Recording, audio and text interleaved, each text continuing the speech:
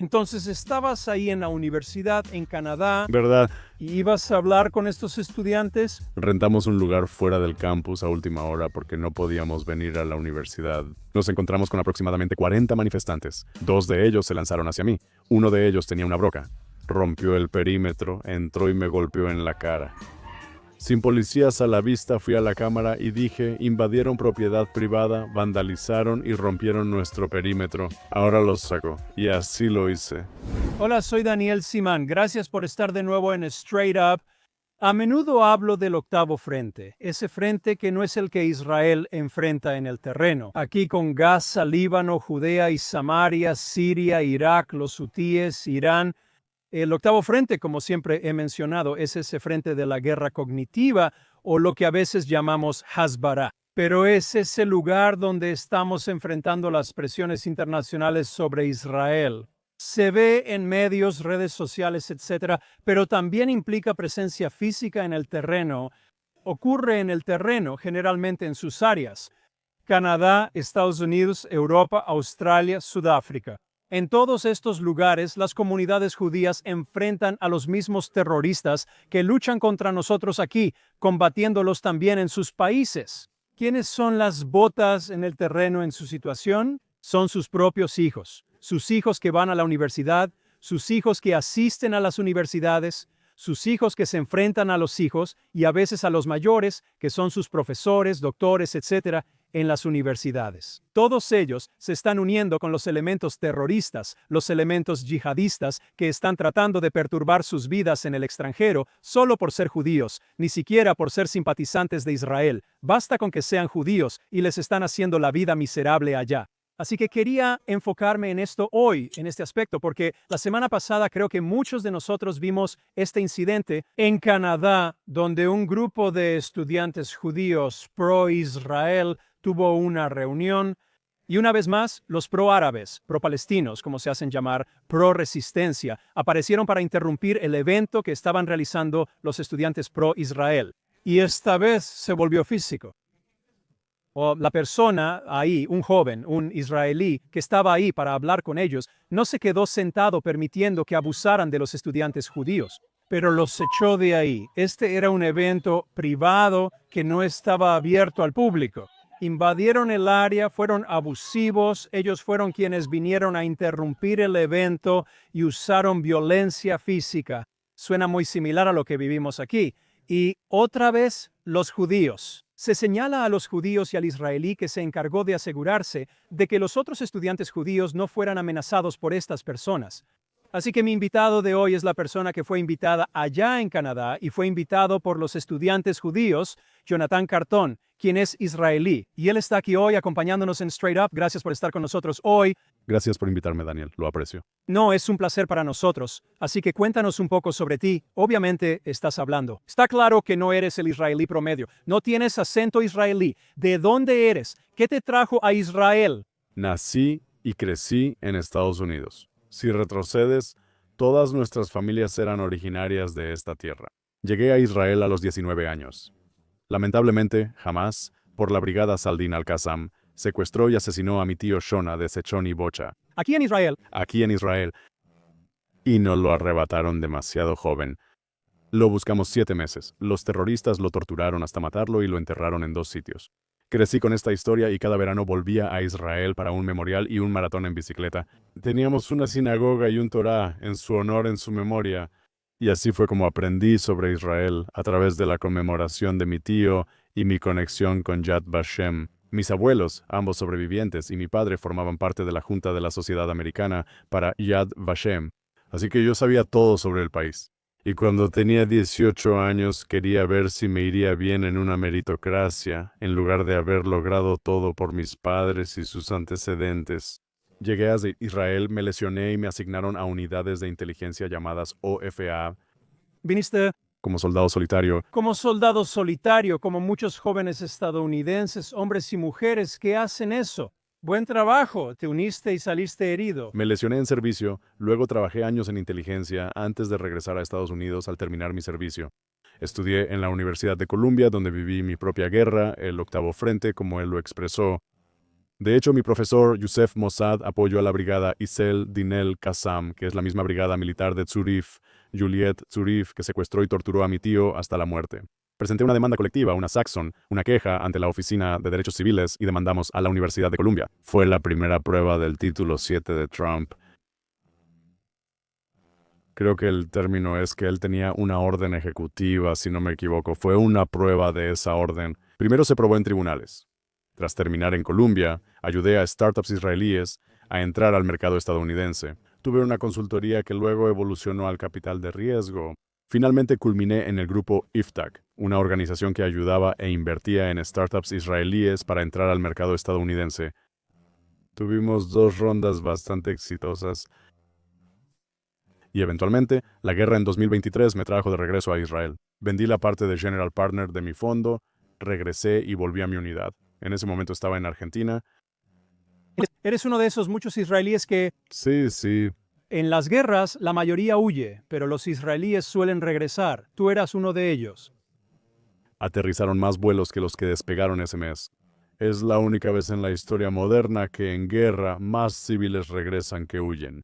Así que volé de Buenos Aires a París, de París a Roma y de Roma a Ayanapa. Y llegué al puerto de Haifa antes de reunirme con mi equipo y luego serví durante otro año y medio. Y he estado de regreso en la reserva, yendo y viniendo. Recientemente estuve en la guerra de 12 días y después de eso he estado en un par de prácticas más.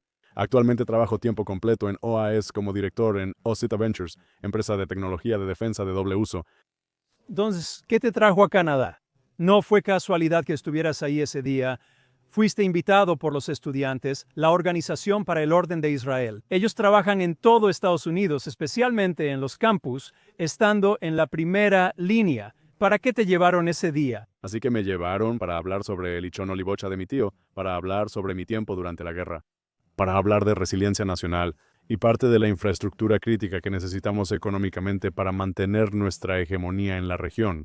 Vine a hablar de los frentes en los que trabajo. ¿Ya lo habías hecho en otras universidades? Nunca lo había hablado en otras universidades. Me gusta escucharme, pero casi siempre estoy ocupado con mi trabajo antes de poder hablar en público. Pensé que era importante porque tanto mis amigos como yo arriesgamos la vida para poder diferenciar entre combatientes y civiles, y a veces perdieron la vida porque tenían que diferenciar entre combatientes y civiles. Y aquí nos llaman genocidas. Mis abuelos sobrevivieron a un genocidio real, llegaron como refugiados a Estados Unidos y a Israel y mantuvieron su vida y se rehabilitaron.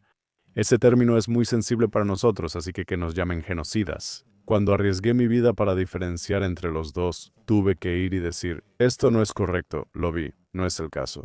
Aunque nunca me crean y digan que esta pared es morada, si yo veo que es marrón, debo decirlo, incluso si eres ciego, porque simplemente no es así. Aunque nunca me creas, simplemente no es así. Nada cambia. Cuando trabajé para Israel, era estudiante en Nueva York. Acababa de terminar la primera guerra del Líbano y tuve que lidiar con esto. Esto fue hace más de 40 años, así que no solo no cambia, se vuelve peor, y las mentiras ahora son mucho mayores de lo que eran antes. Incluso entonces mentían sobre nosotros. Parece que cada generación enfrenta esto. Así que tú estabas ahí en la universidad en Canadá. Así es. ¿Vas a hablar con ellos? ¿Cuántos había? ¿Eran judíos? Pero Israel. Afortunadamente fuimos atacados antes de que comenzara la... El evento ni siquiera había comenzado. No, todavía estábamos en el chanote. Seguimos en la etapa de preparación. Y no fue en la universidad. Era un lugar fuera del campus que rentamos a último momento porque no nos permitieron ir a la universidad, así que tuvimos que cambiar de lugar varias veces. Las mismas universidades que albergan a terroristas yihadistas en el campus no permitieron que la organización judía tuviera un evento ahí. ¿Fue por tu presencia o simplemente en general? Creo que antes cancelaron otros eventos, pero desconozco sus motivos. Así que tuvieron este evento privado, los estudiantes estaban ahí y lo de siempre. Así que me han gritado antes, me han escupido antes, me han insultado antes, pero nunca había visto este tipo de violencia en los campus. Creo que, hasta donde sé, lo que pasó fue lo siguiente. La ubicación donde estaríamos se anunció en el sitio web de SJP, quizá en Instagram o Facebook, y eso atrajo a mucha gente problemática. Nos encontramos con aproximadamente 40 manifestantes. Varios terroristas se infiltraron entre la multitud de manifestantes. Al acercarme a la puerta interna, 2 se lanzaron sobre mí, uno con una broca en la mano Y tuve que decidir si defenderme ahí o tratar de ver dónde estaban los otros estudiantes y atrancar la puerta interna. Así que decidí que era mejor atrancar la puerta interna en vez de defenderme ahí. ¿No había policías ahí? No había policías ahí. Y la seguridad que habíamos contratado solo llegó cuando empezó el evento, pero Oh, esto fue incluso antes. antes de que empezara el evento. Los únicos judíos que estaban ahí, los únicos simpatizantes de Israel que había, eran personas que ayudaron con la preparación del evento. Así que fueron amenazados y hubo violencia dirigida contra ellos, contra ti. Sí, el tipo vino hacia mí con una broca. Me refugié tras una puerta secundaria. Rompió el perímetro, entró, me golpeó y huyó con una broca. Y escuché a más personas subiendo por la escalera. Sus voces gritando, que antes estaban apagadas, ahora son más claras, lo que significa que de alguna manera habían logrado entrar por la puerta principal del edificio. Así que tuve que averiguar la mejor manera de asegurar a los estudiantes que quedaban escondidos en el cuarto interno. Así que decidí primero hablar con el propietario de la tienda y le dije, oiga, ¿estas personas son sus invitados? ¿Están invadiendo propiedad privada? Y él dijo, no, estos no son mis invitados, no los quiero aquí. Les pedimos varias veces que se fueran, pero no lo hicieron, incluso mientras yo sangraba tras ser golpeado en la cara. Podemos verlo ahí. He visto las heridas en los videos. Incluso en ese momento me estaban agrediendo físicamente, me estaban cortando y aún así no había policía. No los ves en los videos. ¿Verdad? Entonces, él tenía una broca en la mano. Me pusieron la vacuna contra el tétanos porque podría haber sido un corte de la broca misma. Pudo ser un corte del vidrio. Estaba usando una de las dos cosas. No había policía a la vista. De hecho, les tomó, no estoy seguro exactamente cuánto tiempo, pero entre 30 minutos y una hora para llegar realmente. Así que básicamente quería asegurarme de que los otros estudiantes no estuvieran. Entré para ver cómo estaban los heridos. Vi gente gritando y yo acababa de ser atacado. Uno de sus colaboradores. Así que fui a la cámara y dije, estas personas invadieron, vandalizaron y rompieron nuestro perímetro. Los saqué y atranqué la puerta hasta que llegó la policía. Y eso es una de las cosas que vemos en ese video. Normalmente vemos en muchos de estos eventos a los judíos contenerse. No digo que se acobardan o se esconden, pero con una turba no es así. Que están enfrentándose. Y no estamos hablando ahora de la Edad Media, no estamos hablando de Europa, ni siquiera estamos hablando de la Segunda Guerra Mundial. Esto es Canadá, esto es después de la Segunda Guerra Mundial, esto es el mundo moderno. Y tienes a jóvenes judíos siendo agredidos por la simple razón de ser judíos y no escuchas nada. No se dijo mucho sobre esto en los medios de comunicación en Canadá. Los medios que saben tan bien contarnos sobre, como dijiste antes, genocidio y hacer todo esto. No se dice nada sobre esto cuando los judíos están siendo perseguidos en sus propias casas y en un evento allá. Ahora, normalmente ellos se están conteniendo. Lo que a muchos israelíes les encantó de esto fue que tomaste estos.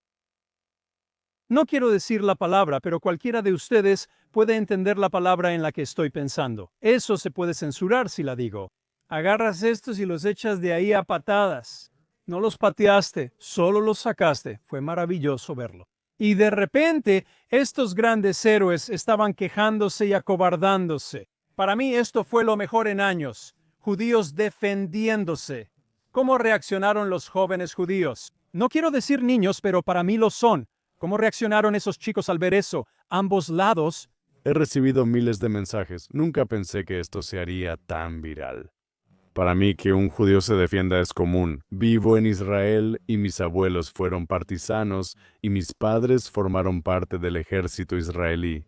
Mi familia ha estado en cada ejército y en cada guerra desde el inicio del país, así que para mí es natural que los judíos se defiendan.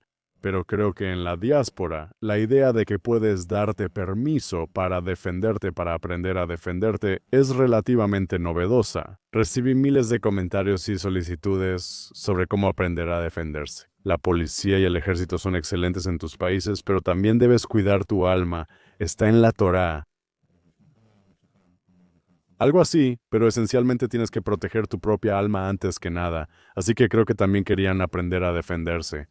Querían saber la mejor forma de actuar para intentar recuperar su ciudad. Les dije lo mismo a todos. Primero que nada, aprendan y vayan a la clase de Grok Armaga. Trata de armarte si es necesario. Involúcrate más con tu parlamento local, con tus autoridades locales. Vota cuando te toque y organízate.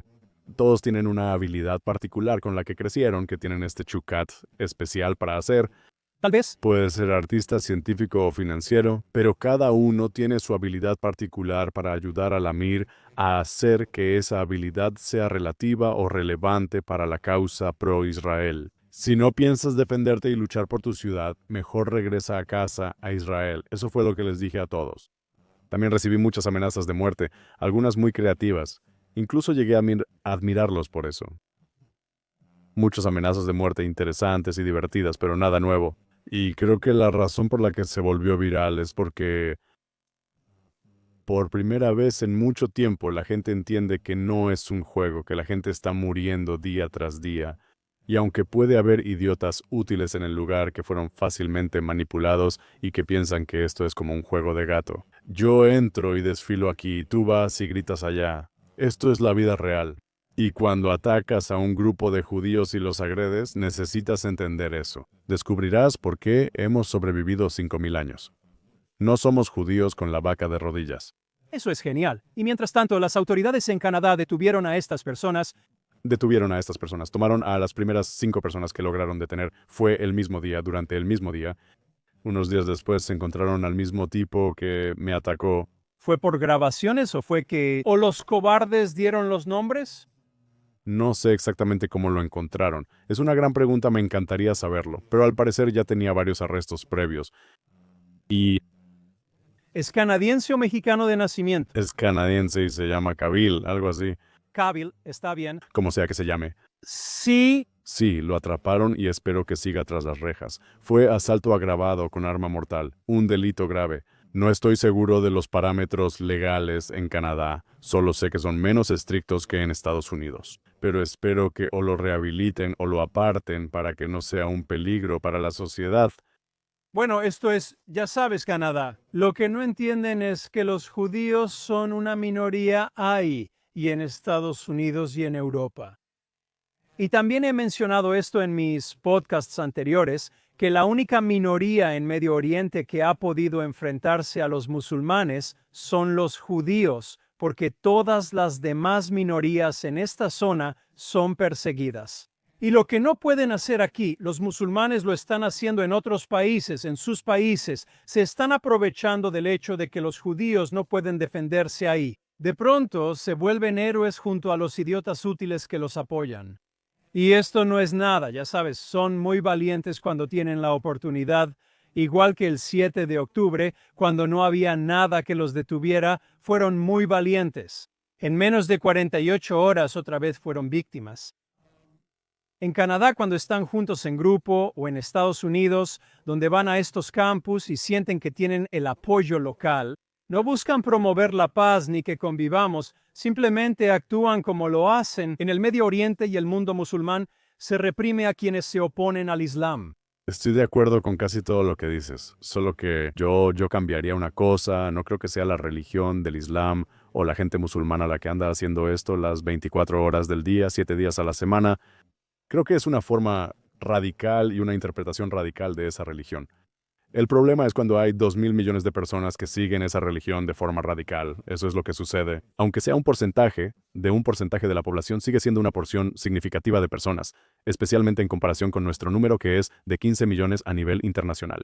Así que yo diría que no lo es.